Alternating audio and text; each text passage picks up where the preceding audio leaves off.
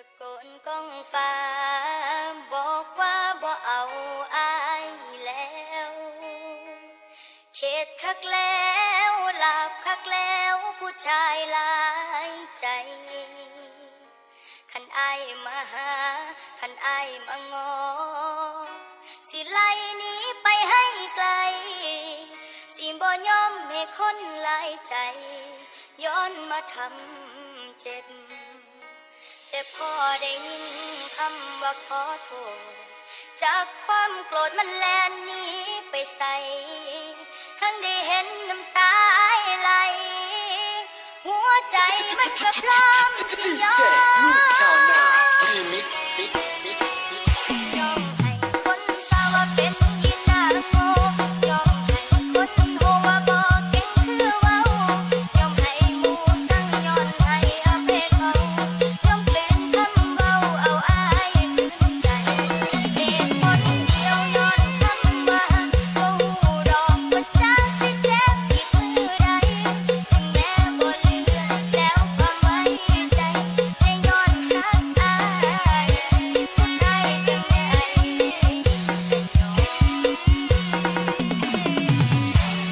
ภาวนาให้อายแนมเห็นค่าในหักน้องอย่าสิยอมใจกันคักหลายยอมทำอยู่วันน้องใจง่ายแต่มันหักอายอีหลีโอ้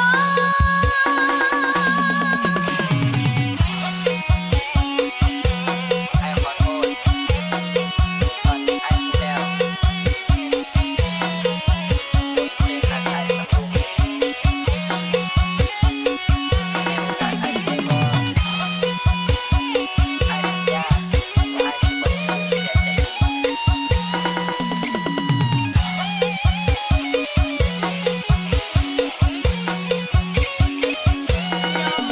คนสาวว่าเป็นอีนางโง่ยอมให้คนโหว่าบ่เก่งคือเว้ายอมให้หมู่สั่งย้อนให้อภัยเขายอมเปลี่ยนคำเว้าเอาอายคืนใจเหตุผลเดียวย้อนคำว่าบ่ฮู้ดอกว่าจากสิเจ็บอีกมื้อใดถึงแม้บ่เหลือแล้วความไว้ใจแต่ย้อนรักอายสุดท้ายจังได้เหตุผลเดียวย้อนคำว่าบ่ฮู้ดอกว่าจากสิเจ็บอีกมื้อใดถึงแม้บ่เหลือแล้วความไว้ใจแต่ย้อนรักอายสุดท้ายจังได้ไอ้เรียนแล้วเจ็บบ่ตอนนี้ยายท้องได้2 เดือนแล้ว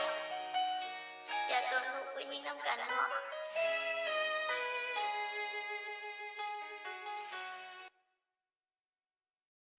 ตะโกนก้องฟ้าบอกว่าบ่เอาอายแล้วเข็ดคักแล้ว